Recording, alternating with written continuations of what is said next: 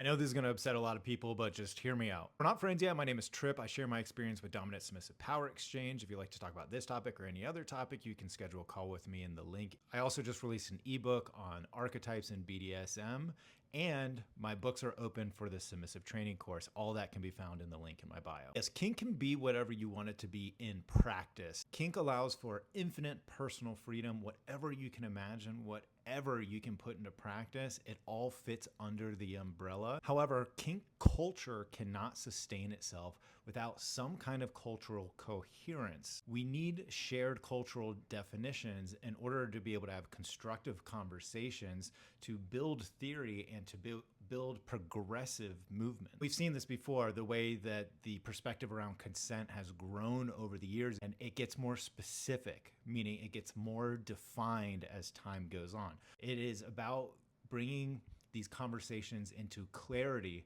so we can have more consent over the situations and experiences we want to have.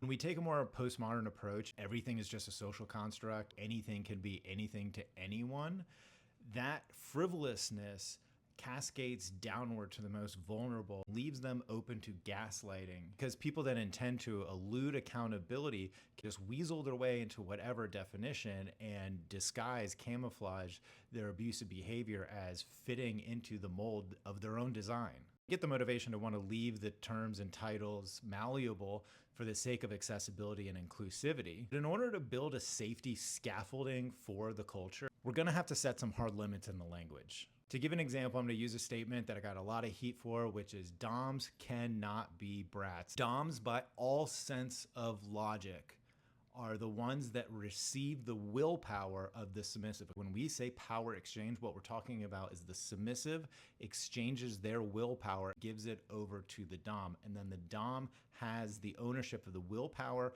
of that scene. It's going to go where the dom wills it to go, not where the submissive wills it to go, and that is what makes it a dominant submissive power exchange.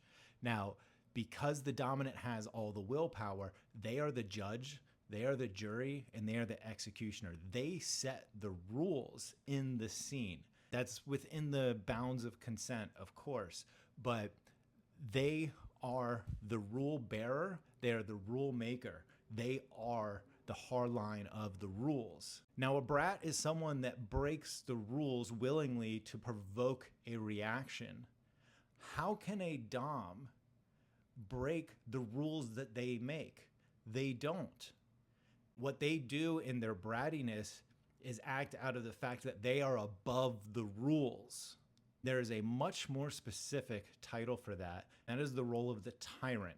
So you can be a bratty dom because bratty is an adjective describing a dom, borrowing the behaviors of a brat, but the actual role itself is called a tyrant. So a dom cannot be a brat. A brat is a purely submissive role by definition. This does matter because there are people out there that do believe they are above the rules, and they are going to advertise that they are just a bratty dom, and their misbehavior is going to go camouflaged under that very accepted title. However, if it was normalized to be more specific and call it what it is, which is a tyrant, then the submissive is actually given a chance to consent in the understanding of what qualifies a tyrant dom. Is that what they're looking for, or is this guy actually a tyrant?